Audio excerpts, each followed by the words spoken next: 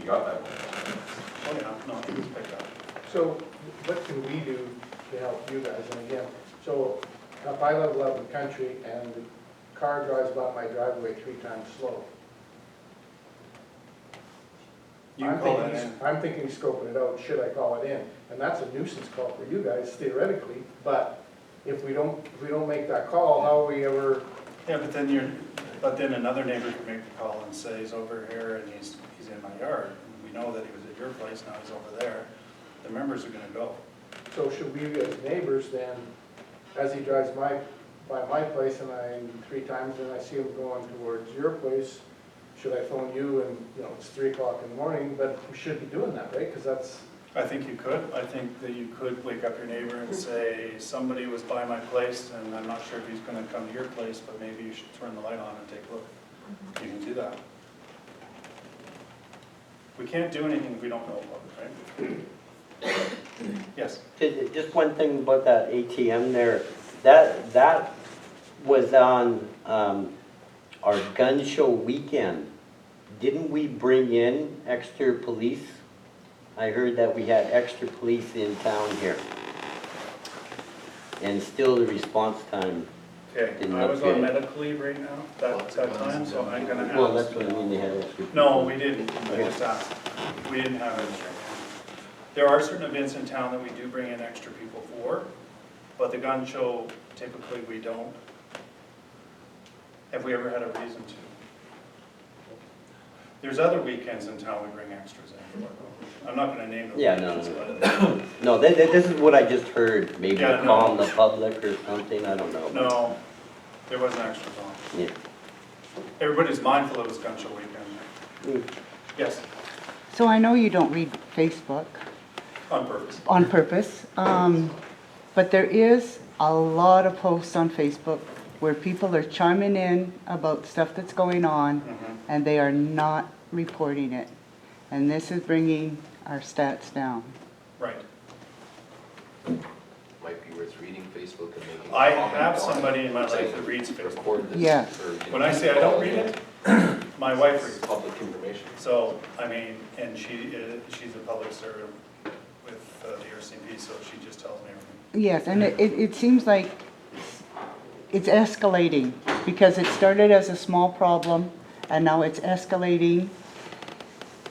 And, well, it almost sounds like the citizens and the public are so frustrated that it's looking like they want to go to vigilante justice. You know what? And that's a good point. that is the picture that they are painting on I Facebook. know, but I also have to take everything with a grain of salt too, because people are very brave on their. Yeah, that is home true. In front of their computer as opposed to speaking in a public forum or actually doing it. But their anxiety and their frustration has come to a peak almost? That's two-sided. So I was at a minister's meeting yesterday. Normally, we at our level don't go see a provincial minister, ever. That's people far higher than us. But Doug Schweitzer, he's our justice minister for the province. He had a meeting for Pat Rain in Slave Lake yesterday, and this very issue was brought up by the Reeve of Lesser Slave Lake, I think. He lives in the country, and he brought up that very same point. It's all about vigilante. People are growing very concerned in vigilante. But then I had another Indigenous leader from a community from the north say, some farmer had a truck for sale in his yard, and I was interested in buying it, but the moment I drove into his yard and went up to the house, I had an ominous feeling that I was going to get shot. So there's two sides to everything. Not everybody that comes into your driveway in a rural setting is there to rob you.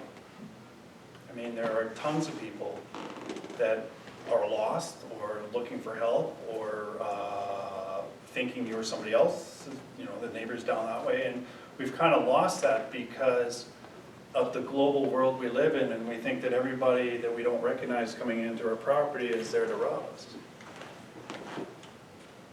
I mean, I live in town. Some lady came to my door Tuesday night didn't think she was there to rob me. She was trying to sell me a service to reseal my driveway, which is fine. But That's a scam. I declined. To Did pay you for ask your if she driveway. had a I declined. permit? Did I what? Did you ask if she had a permit? I did not ask to see her permit. She was just wondering if I was interested in her services. And I've had other people before want to sell me furnace cleaning services too. And I don't get too in their face about it. I love it when the alarm companies come around too. But anyway, we are heading in the wrong direction with this. As citizens, as taxpayers, we are concerned that we can't do anything and people are going to come in and steal us blind. That was addressed straight to the minister. And I don't want to, wouldn't do the Minister of Justice, sorry, wouldn't do the Minister of Justice justice.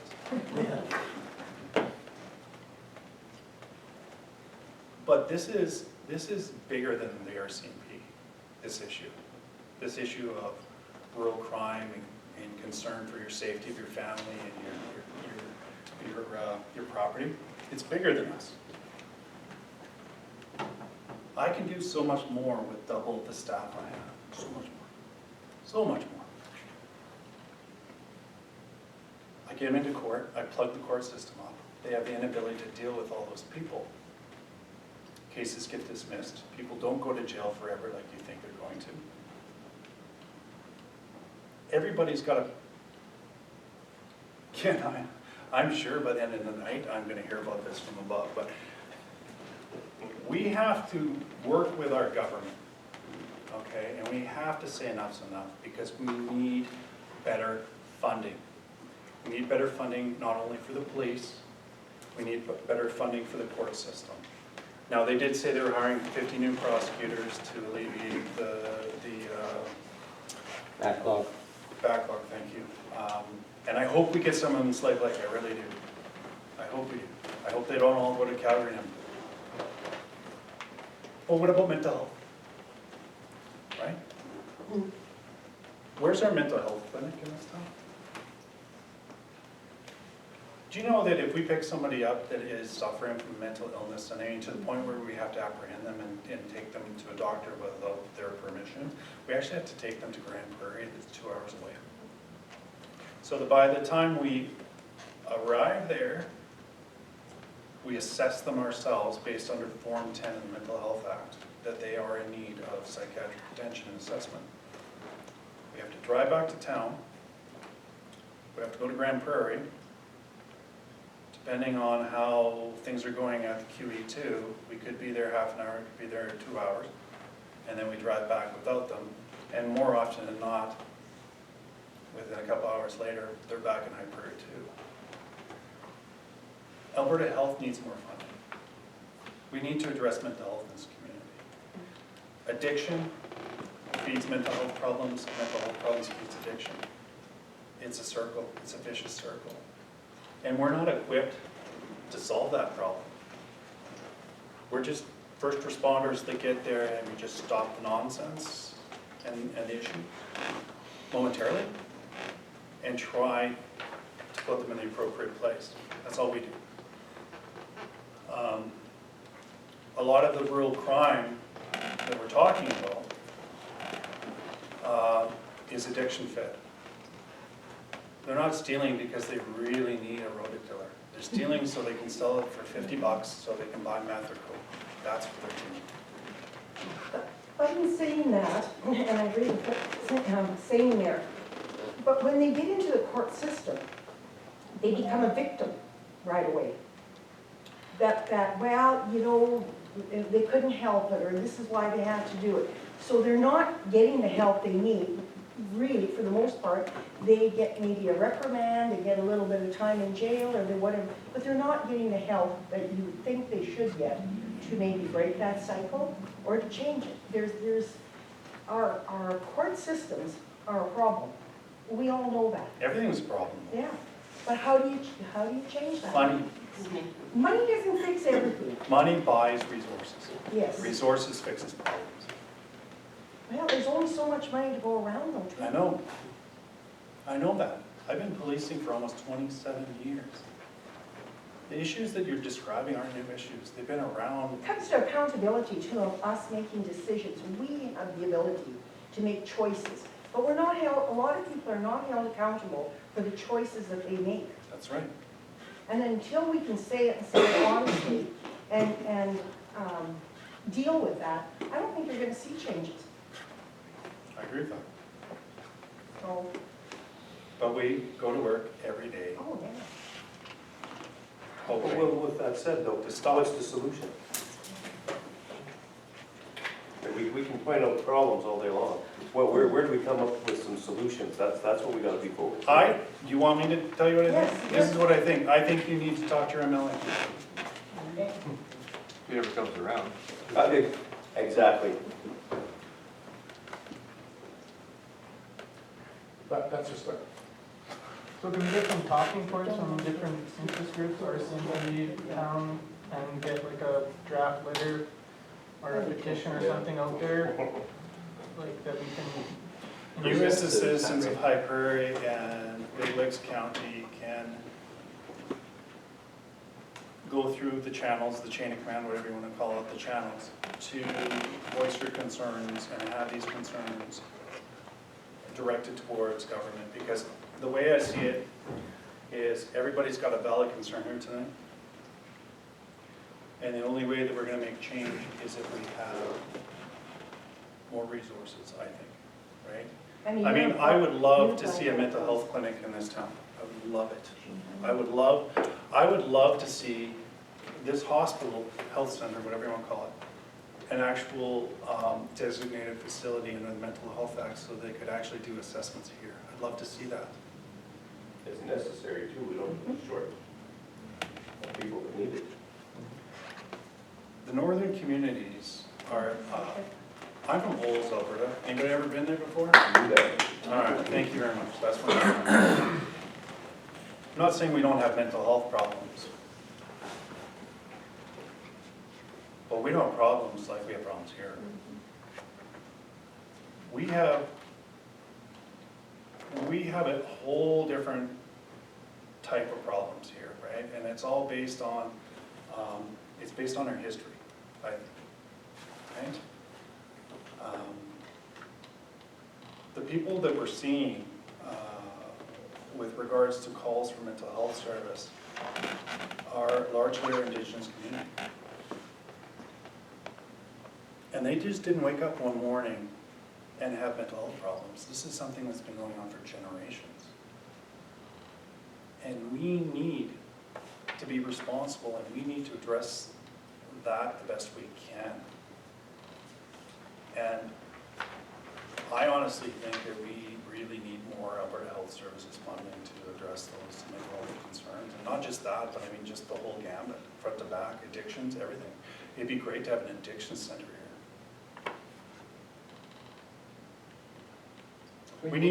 What's it called, wraparound services? We need wraparound services for the community. Traditionally, we have not got wraparound services. So many people come to this community and they're only here for a very short time before they use it as a stepping stone to another community. They never stay here. And I know this is going to come as a shock to you guys, but I probably won't retire here. But while I'm here, you have my undivided attention. And I'd like to see change, but I think it really has to come from grassroots. It has to come from the people. You can ask me for better policing service and I can try to meet that. I can try to meet that with the resources I have. But I can't create extra bodies out of here. I can't. Okay, what do you find out when you find that there is an abuse of your resources that you do have? In what way? Well, your officers or whatever abusing their privileges, their equipment. Like how? It's a very, very general broad question. Well, that's what I mean, like specifics and all that. I don't know if you guys want to get into that or not, but I mean, this comes right down from bylaw because they don't want to even do nothing. That goes all the way up. And I can't comment on the peace officer program for the town. I can't. They don't answer to me. They're not my responsibility. Now, if you're asking me a question about how do we hold police officers accountable? Is that what you're doing? Yeah, that'd be a good start, yeah. All right. There is a process in place where if anyone has a concern, complaint about a police officer's conduct, something that they did, maybe they didn't investigate a file properly, maybe they were rude, maybe they were abusive, anything of that nature, that should and must be brought to my attention so I can look at it and then put it through the process, which is through the, George, help me with this acronym. CRCC, Civil Complaints Review Commission. Okay. We're going to look at your complaint, or whatever this is, after we're done with everybody else. We're not gonna No, I share didn't it with expect everyone? you to. Okay. So It we'll goes just, back to your. put that off to the talking about side. The MLA and you just had a meeting with Justice Minister, which he kind of, sounds like he got rolling. So now maybe we should be writing a letter to our MLA and saying, we're concerned, and give him more ammunition to move forward as well. I don't know. I know that he's been very difficult to get a hold of, but, but again, if you don't bring a problem or concern to his attention, how does he know the problem concerning him? Yeah, exactly. Right? And I think the reason why the minister was going to the communities throughout Alberta wasn't necessarily at the request of the MLA, but it was more so because they had made a campaign promise to address real crime, so now they were holding these town halls, but they weren't doing it with the citizenry, they were doing it with the elected officials, the Crown prosecutors and the RCMP as their representatives, I guess, to bring forward the concerns about real crime, and the message was all the same. If you want to do anything, you're going to have to put more money at it so we can afford to have more resources, more people to address the problem. Multifaceted wraparound approach. Sorry, can I? What is your guys' service area? Is it true that you guys go all the way to Canuso? Past Canuso. Don't you think that it would be a little bit obscene? The response time wouldn't even be feasible. That's kind of the way they divided it up. I mean, traditionally, FOST looked after Jussard, FOST, and Canuso, and past Canuso, and then down Highway 33. But because of realignment, FOST has been amalgamated with the High Prairie detachment. So calls can go with the 5 from FOST and the 21 from High Prairie, excluding the 6 I mentioned, so it's at 14, so roughly 19. You're responsible for a very, very large geographical area, which goes up past Whitefish River, Highway 88 towards Red Earth Creek. It goes west towards the intersection of Highway 2 when it goes north, right? We don't go, yeah. And then it can go down, it goes down to Sunset House, and then it goes past Canuso. And so, I thought the plan took care of this stuff just south of Sunset House. south of Sunset House is Valley View, north of Sunset House is us. Because we were out on a call and the officer that responded was from Glenn, on the Smoky River end thing. Yeah, it depends on what side of the road you're on. That's just insane, like, I mean, they're 50K and Canuso from Slate Lake, why are you guys? From one end to the other, I think it's 150K for us, from one end to the other. Yeah, no, absolutely. So what would be a protocol on the severity of a call all the way in Canuso? How many members are left here present in the community? Well, it depends on how many we have working, and it depends on what's going on in Canuso. Right. And is it a person's crime or a property crime? If it's a person's crime, it takes a higher priority queue. If it's a person's crimes, person's crimes, higher priority queue. Property crime, lower priority. So there could be a possibility where there is no cruisers on the streets at 2 a.m. if a call comes through with high severity In Canuso, in High Prairie. there will be definitely a cruiser on duty. I can't guarantee you it'll be here. It could be up north. Right, because presence is obviously a key to our success as well. If we're Correct. not present, then we can't, everyone, it's almost like opening a door saying, come on in, because Right. there's nobody here to attain it. So I I know agree with you. resources fix that, but at the end of the day, is there a way we can, instead of trying to find more money, is there a way we can shrink your geographical area?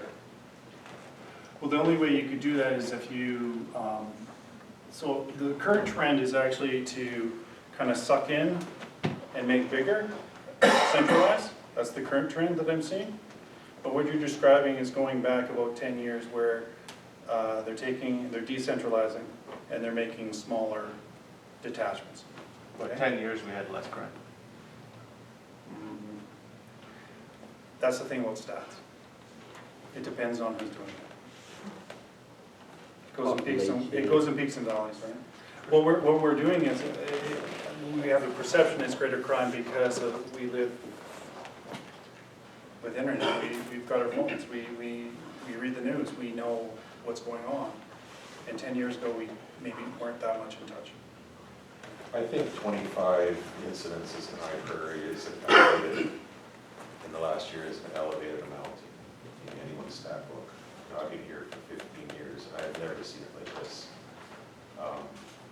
Maybe not all of them are being reported. I do know Cozy Corner was busted into, and Tom did report it to you guys. I had to tell the member there that Tom was busted into the middle of the night there. So I know some of it's not being reported there, but you know, just as a business person in town and keeping track, it is elevated. And to me there, I know some of the folks that are responsible. It's a small town. And I think there is enough resources amongst the town as citizens. Maybe the citizens got to play a role, whether it's citizens patrol or not. I do think we have to redefine what some of our bylaw officers' work definitions are. I truly do believe there has to be a security component added to those lists of duties. That's certainly some resources that we pay as taxpayers that could be allocated to take some of the heat off you guys. But High Prairie proper, you know, it is that those midnight hours there. It's a pretty active time in town here, and you know, I just wonder how violent some of these folks are. I know some of the people that are doing this. I could certainly handle no problems at all. But you know, is there a violent bunch out there carrying guns and knives and so forth that we have to be concerned about if we're out, you know, driving around 3 in the morning and see something happen? But I do think the resources are here. We're just not allocating them properly. You know, that's my personal belief.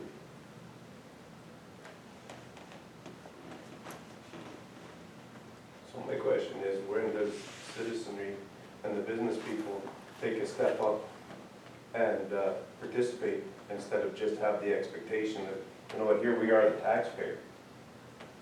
We pay all this money in taxes, we're getting no service. I think there's a dual role there. I think we do, certainly as business owners, have to be more vigilant, and maybe that means coming out. And I slept in my building how many times over the winter? I have a little room in the back, and I hope I don't get a bylaw ticket because I was sleeping in a commercial building, but I was sleeping there fearful that I was going to get another $100,000 worth of damage or theft in my building. And you know, I'm one guy, I look after my business as best as I can. I know there's other people here, they've got their life savings invested in their businesses, they don't want to get robbed. Insurance rates going up and so forth. So there is, I think there's a role of the business community, maybe some concerned citizens. I think there's a role of our bylaw / security folks, and integrated and intermeshed with what you guys do, you know. But then you have to wonder, how serious is it really? Look around here, how many people are here? How many business people are here? And yet we hear people complaining all the time. And yet when it comes to actually sitting down with you, where are they? They're not here. So how much of it is just disgruntledness? Well, I mean, I've been here 2 years and I probably only had 2 people from town come to see me at work Yeah. to talk to me about issues. So if you're going to just sit back, or us as people sit back and say, oh, well, there's nothing that can be done, Well, I guess you get how much you put into it. I am in favor of the COP group if they want to reactivate. I just need some names. Is there resources available from you guys, or we have to come up with our own resources? We have to go buy our own radios? See, The fire department's already looking at that, talking to citizens, and we're going to be getting new radios, and that's part of what we're looking into. I've got a bunch of two-ways from past business ventures that I've been involved in, that I'm willing to donate. and that may, because we got new radios too, and they're $6,000 a pop, so Yeah. we don't really hand them out. Plus they're encrypted. Yeah. What's the matter with the phone? What? Everybody's got a phone, what's the matter with the That's phone? it, it could be phone. Like, I've been in other communities where the COPs were quite active, but back then they did have a portable. Now, they can't have a portable Yeah. because of the policies and the encryption, but, like you said, phone would work just as well, right? Like, we just need to contact whoever's working and have that communication with a member that's, of the 3 or 4, 5 sometimes that are working, just have one contact, and we'd be okay with that. We'd provide a liaison as well. Oh, when we were doing it in Edmonton, actually, it was all, our community-based police radio network was all through Citizens Band Radio back in the 90s. And we went through all of that, and we, like, everybody, we had 200 people show up. Yeah, we're gung-ho, we're gonna take care of this, we're gonna kick it right in the ass. And fast forward 6 months, there was 15 of us. And we were looking after an area of the city that had got us just over 100,000 people. You know, there's another, you weren't with me. So, there was that meeting with the RMA at Triangle about a month ago, right? And I went to that meeting, and there was a guy out of Grand Prairie, and he was an IT guy, and he had developed some sort of program, an app per se, that people could buy into. And what it was kind of a system where it was citizen fed, okay? So hypothetically, you get your truck stolen, okay? And you belong to this app group, right? And anybody from the community can belong to this app group. And so what you do is, I don't know how the guy gets paid, but you feed the information about your stolen vehicle and where it was last stolen from, make, model, license plate, all that good stuff, right? And you hit send, and then it disperses to everybody, right? And I'm not saying everybody has a tiny little cop inside them, but my wife loves that kind of stuff. So if we're driving somewhere and I'm driving and she's in the passenger seat, she'd love nothing better to look out for a stolen vehicle.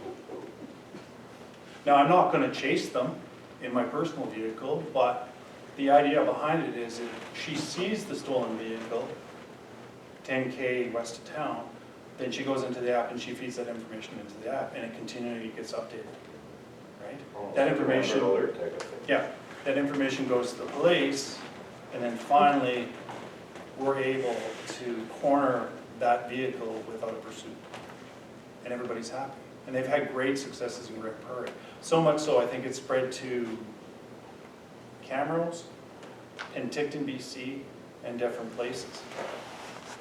Forgive me, I can't remember what the app's called. It's something like Lightspeed or... Is it Light Watch? It was mentioned at the Yeah, yeah. I think it might be Light Watch. Pardon me? Light Watch. Light Watch, bingo. That could very well be something that the community is interested in pursuing. Now, officially, I can't endorse it per se, like I can't because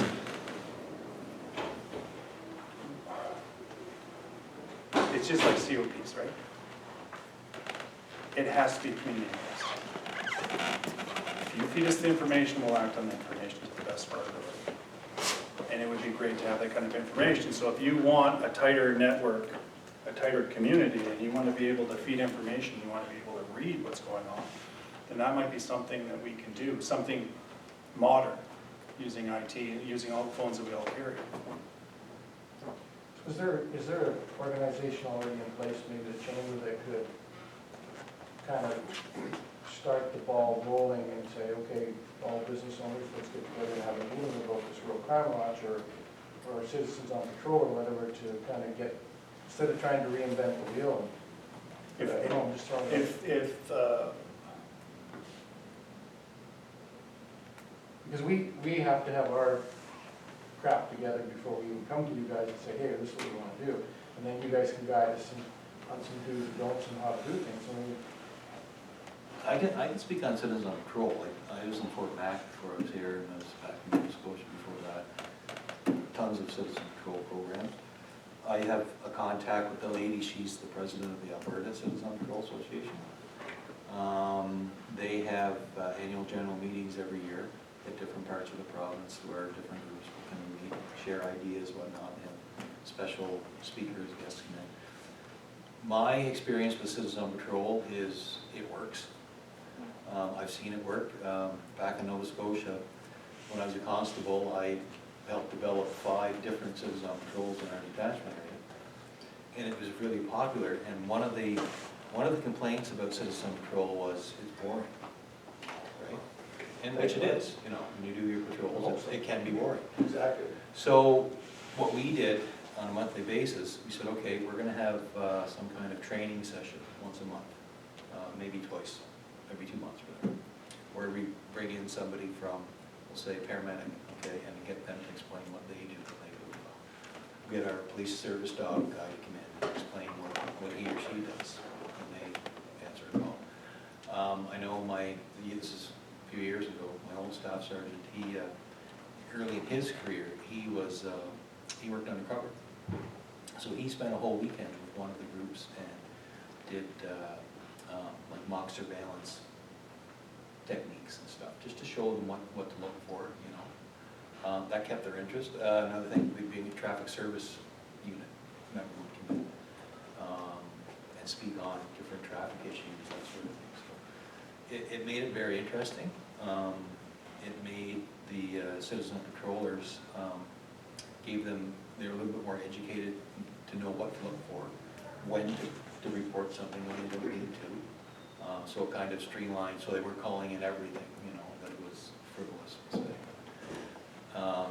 They knew, and they got into the habit where they would automatically look at a license plate on a car, even if they were at a grocery shop, just because it stuck with them. We had them doing traffic surveys for us. We gave them a radar. Okay, you guys sit in your car and just, you know, take stats for us. And then that way, they would bring that information back to me and say, okay, in this area of town, we got a lot of speeders. But this area of town, we don't have so many speeders. So that way I could bring in the traffic guy and say, okay, here's the stats from Citizens on Patrol, what they did. It looks like this area of town, you might want to focus on radar or speeding enforcement. You know, just stuff like that, right? So it is a good program. I've always supported it. I think it would do well in the town here for sure. Are we allowed to have any identification or identifying features on our vehicles? Can we have like cherries on top or anything like that? No. Eyes and ears only. So the perps won't know that That's this right. town's being patrolled? Yeah, and that's the idea behind it. Yeah, that's, like, years ago, they used to do that, right? They used to have, I remember the old magnetic stickers you put on your car door, they used to have that on there. But, I mean, they're just opening themselves up as a target, right? For sure. You know, so it's, like, I remember one group we started, there was this lady, she was, God bless her heart, she was probably close to 80, if not into the mid-80s. She asked me if she could have a baseball bat under her seat. No, you can't, you know, like, but it was the same, you know, the same type of issues, like years ago. Like he's doing it for 20-some years, I'm in year 34. And I can tell you right now, back in the early 80s, it's, you know, the drug issue, yes, it's a little bit more prevalent now than what it was, but the basic issues, the thefts, the assaults, the break-and-enters, the exact same back then, you know. So one of the things that we did do as well is through Richard, through the media, we would advertise, hey, High Prairie citizens, did you know you have a Citizens on Patrol group out there? So that's telling the bad guy, or guys or gals, whoever, if they read that here or whatever, they're going to see, hey, High Prairie has a Citizen on Patrol. We don't advertise when they're doing patrols, Could be day, could be night. We don't advertise how many, we don't advertise when they're gonna be out. So we found that if the bad guys read the news, if they're able to read, or Yeah, public hear, notice deterrent. yeah, that's right, it's a deterrent. So they would be guessing, okay, if they're going to go into your spot. And citizen patrol, what's that car there? Is that citizen patrol? No. So that- Not it does to be help. confused with a deterrent of a 2x4 with multiple nails put through the Exactly. bottom. Exactly. Exactly. I see, you know, But I mean, you know what, you gotta start somewhere. yeah, these guys that are doing this in town, you know, they're not the smartest or sharpest knives in the block there. And I'm just wondering if they're monitoring social media, or they're out watching, or, you know, they have a lookout, oh, it's pretty quiet in town at 4:45 in the morning, let's go do our thing. I just don't know, you know, of course, what's motivating them to be out at those early morning hours. Maybe they've gotten away with it so many times, Drug they keep on fixes. doing it at that time, but it just, I truly believe if there's some sort of visual deterrent out there, you know, Yeah. those hours there, we've seen Exactly. less. So, just to add to that, I know Warren's was speaking on resources, and yes, I wish we had 10 more. A little while ago, when we were up to snuff, not too bad, we did a couple of projects like that. And we had our members working odd shifts at different times of the night. So, because you're right, because they know when we work, right? So we threw a couple of different programs, and it worked. That we had members in regular patrol, police car, because that's the idea, we want to be seen. They'd be working at 6, 5, 4, whatever in the morning. That was their shift for that little period of time. But I have to be careful that I don't burn my people out. And I'm afraid that's close to coming to be true, because I do need them to still respond to calls.